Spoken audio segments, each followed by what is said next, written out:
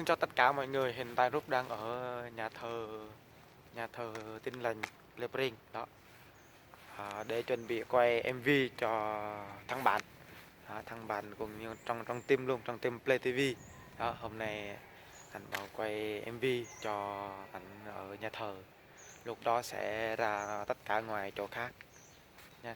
Đó. Rút theo đạo Công giáo nha. Rút thì là theo đạo Công giáo, nhưng mà Rút hay chơi tất cả bạn bè, người Tin Lành có, người Công giáo có, không có đạo có, ngay cả những người Phật giáo cũng có luôn, giống như mấy bạn người Kinh của Rút á, nhiều cũng nhiều đó, chơi tất cả luôn. Người xe rượu có, người nhậu có, bình thường thì vui chơi bình thường. Hôm nay sẽ đi quay thằng bạn MV.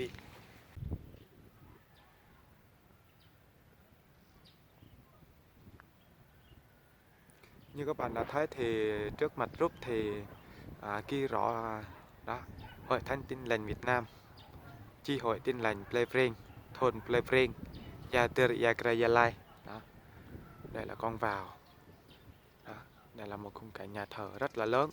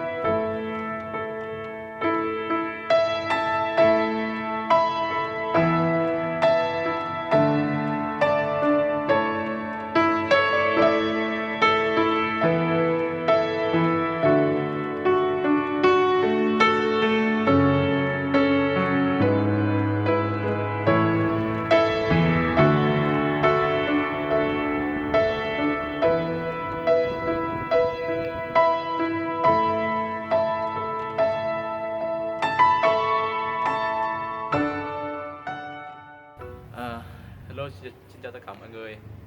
Mình là David, mình là một tín đồ gốc của Hội Thánh ở đây. Hội Thánh ở đây được thường nhóm buổi sáng chủ nhật hay là những nhóm lễ bình thường là khoảng 3 làng, riêng 1, riêng 2, riêng 3 sẽ nhóm họp lại đây. Nếu mà có những lễ lớn hay là Giáng sinh, phục sinh, tất cả những lễ lớn thì là tất cả các làng của xã EAT sẽ nhóm lại ở đây. Tín đồ ở đây cũng rất là đông, và tôi cũng thể cho các bạn tất cả hết số liệu được, nhưng mà tôi tin chắc rằng là tín đồ của Cơ Đốc ở đây là càng ngày càng nhiều.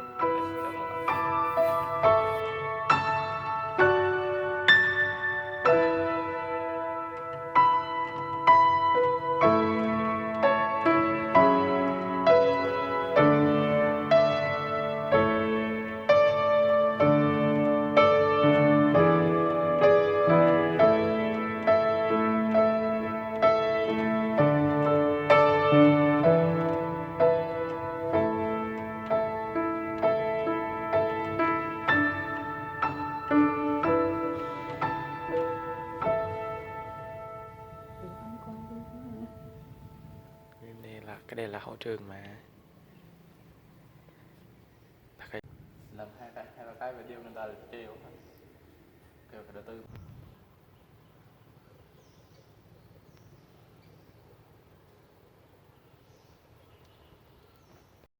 Không rời xa, tình yêu vô biên lớn thay, biết ơn Ngài. Dù qua phong ba khó khăn, tình Ngài luôn yêu con thiết tha. Năm tháng đến muôn muôn đời sau. Bây giờ chúng tôi đã quay một số cảnh ở nhà thờ xong rồi, quay MV nhạc thánh, và bây giờ chúng tôi sẽ đi ăn sáng hay là uống cà phê gì đó. Chiều chúng tôi sẽ tiếp tục quay một số cảnh của Gia Lai. Thiếu thời gian viện. như các bạn đã thấy thì bắt đầu là quay ở trong nhà thờ xong rồi đó, quay ở góc nhà thờ thì xong rồi, quay cho đó nhà thờ đây. bây giờ thì sẽ đi ăn sáng rồi uống cà phê hay gì đó nghỉ một xíu thôi, khoảng mấy tiếng rồi chạy qua chỗ nhà thờ khác nữa, ở làng khác nữa, rồi sau đó thì tiếp theo thì sẽ suy nghĩ sau. Ok, rồi đi đây.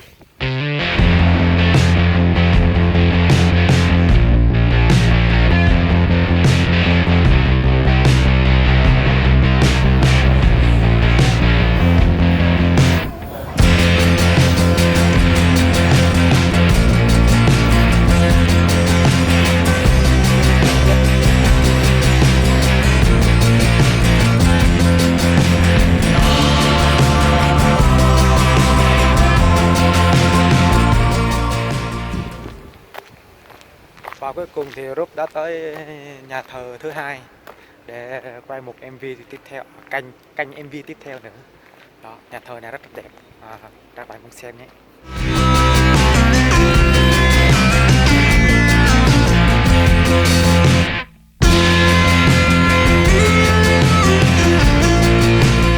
Như các bạn đã thấy thì có một người quay phim nữa, mới tới nha. Đó, thằng này mới tới, rất là đẹp trai và cao to, đang bị thất tình nha các bạn. Nhưng người cao to hay dễ thất tình lắm đó. Như các bạn thấy các bạn ơi, đó chìa khóa này, hôm nay Rút sẽ review cho các bạn luôn. Đây là chiếc điện thoại iPhone nha các bạn, đây là iPhone 6 này, đó iPhone 6 này. Ở đây là máy cục gạch, nhưng mà đâu phải cục gạch đâu, không biết ai gọi là cục gạch nữa. Đó, đây là cái đây là cục gạch mà. Đây là ví là rất nhiều tiền lắm, mình không dám mở, là chỗ này sợ có bao su nên mình không dám mở ra nha. Rồi sau đây thì mình sẽ review cổ đô của con cái, người ta gọi là đô của con cái nha. Đô của con cái không sao đâu, mình lấy ở đó. Cái đây là cái con ngựa nha các bạn, tên nó là con ngựa nha các bạn. Đó, các bạn thấy nó thấy con ngựa không? Đó, thấy đây là con ngựa nha các bạn. Rồi cái đây là quả trứng này các bạn ơi. Quả trứng này không phải để ăn nha các bạn ơi. Cái quả trứng này để mình nuốt thôi, không phải ăn nha. Đó. Rồi cái đây là cái đây cái gì ta các bạn ơi, cái đây là cái của con cái các bạn ơi. Cái đây là cái của con cái, không biết nha các bạn ơi, tên nó là Play 101 sticker. Vâng, đây là cái đây là cung cấp oxy các bạn ơi. Lâu mình bị ngất xỉu gì đó, mình cung cấp oxy này. Đó, tên nước ngoài hết, chính hãng. Đó, nhập từ Pháp các bạn ơi. Cái đây, cái này là cái này là cái chổi các bạn ơi. Cái chổi này không phải để quét nhà đâu nha các bạn, quét nhà khi nào xong được đúng không? Cái chổi này để quét cái lông gì ta, cái lông mắt đấy các bạn ơi, các bạn đừng nghĩ cái lông bye bye nha. Rồi cái này là các bạn ơi, cái đây là cái xi các bạn ơi. Xi đây không phải để cháy cái đầu đấy nha các bạn, xi để cháy cái mái tóc đó các bạn ơi. Đó. Rồi nhiều đồ quá, tên nó đều tên cái gì, tên nó giống như tên tiếng Anh các bạn ơi, mình không biết gọi. Cái đây là nước hoa nha các bạn ơi. Đó, nước hoa này nhập từ Lào các bạn ơi. Đó, đây nước hoa nha. Rồi sau đây là mình sẽ giới thiệu, đây là một đó, đây là chủ nhân của đang trang điểm này đó. Các bạn có muốn gặp được cô gái đẹp, muốn trang điểm thì làm ở đây thì cứ liên hệ với cô này nha các bạn. Đó thấy chưa? Đó.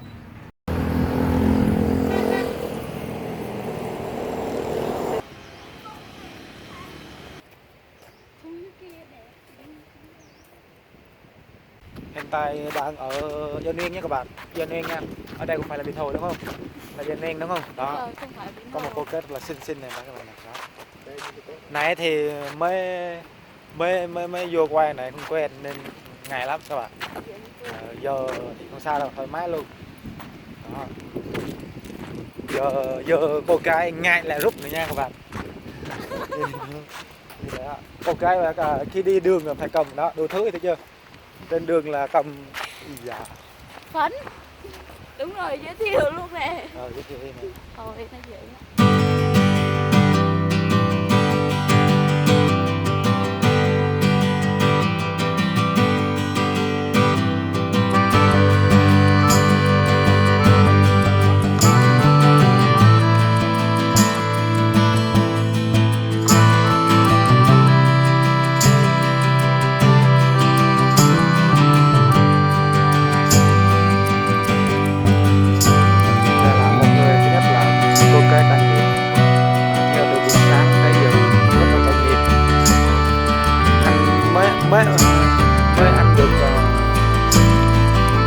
phở gì đó, 5 tô phở, ăn với cơm.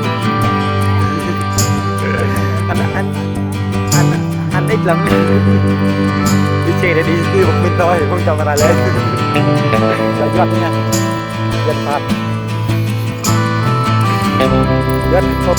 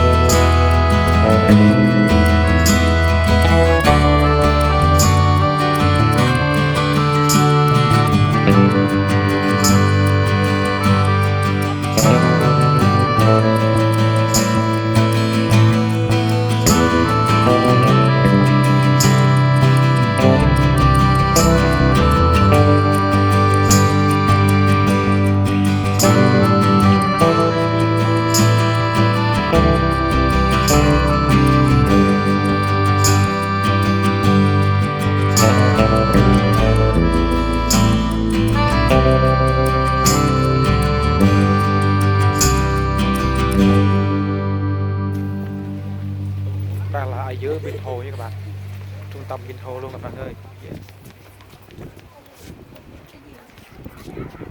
Xuống thôi.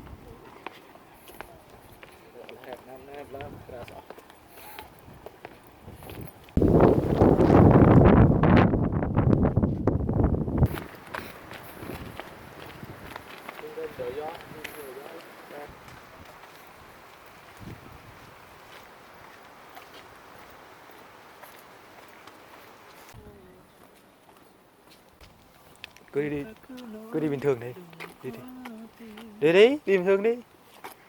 Tôi quay mà cái tôi chứ liên quan như các người đâu, vợ người ta rồi mà. Bây giờ là đến lúc chụp nha các bạn, chụp ảnh nha, quay xong rồi đến chụp ảnh, chụp cô gái cực đẹp nha các bạn. Nhưng mà tôi sẽ khiến cho cô gái giống như một Hàn Quốc đó, giống như một người mẫu rất là xinh và đẹp. Ok, Hàn Quốc sẽ tới nha. Ok. Nếu mà tôi nghĩ nếu mà cô ấy đứng cạnh thùng rác nó chắc chắn nó sẽ tuyệt vời hơn.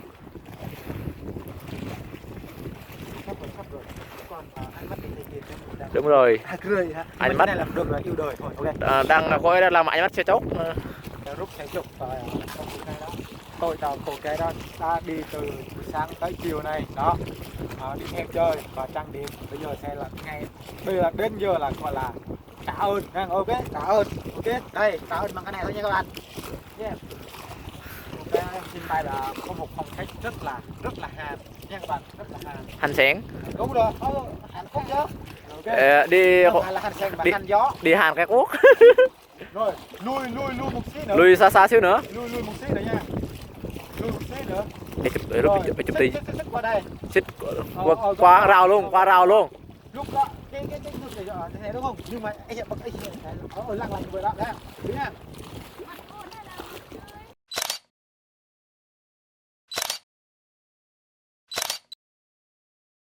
Bình thường buồn và đơn sơ dần dị. Ok.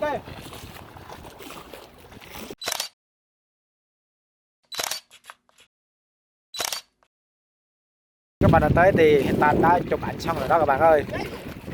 Bây giờ thì Rút đang ở Bình Hồ nhé các bạn, ở Bình Hồ rồi hẹn gặp lại các bạn trong video tiếp theo. Bây giờ là về rồi các bạn ơi, chiều rồi, hiện tại là đang ở Bình Hồ này các bạn ơi.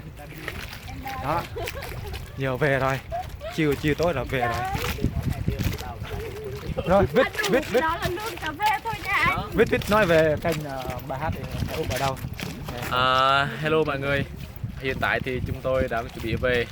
Vừa nãy giờ chúng tôi đã vừa quay xong cái phần cuối của bài nhạc Thánh mới của David, sẽ up vào kênh của nhóm là Play TV. Rất mong tất cả các bạn cùng theo dõi và ủng hộ chúng tôi nhé. Xin cảm ơn tất cả mọi người. Về kênh thì Rút sẽ để link ở phía dưới nha các bạn. các bạn nhớ vào và subscribe kênh Play TV, là một play về kênh nói về tất cả những đừng kia đi. Nói về bề buôn làng đó, tất cả sau này nó thành công thì trong team thể phát triển cái kênh đó là về buôn làng. Play nghĩ là làng, Play TV, ok.